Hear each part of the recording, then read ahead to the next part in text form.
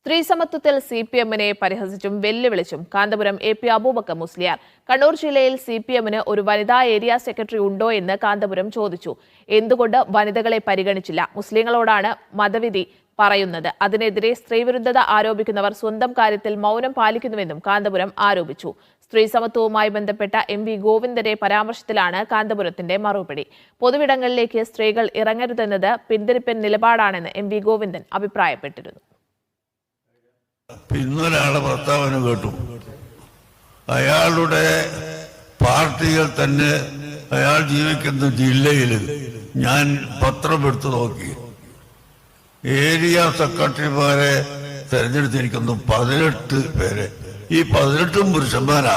ഒരൊറ്റ പെണ്ണിനെയും അവർക്ക് കിട്ടിയിട്ടില്ല. ഈ 18 എണ്ണവും പുരുഷന്മാരാണ്. എന്തേ അവിടെ പെണ്ണുങ്ങളെ പരിഗണിക്കാതിരുന്നത്? എന്താണ്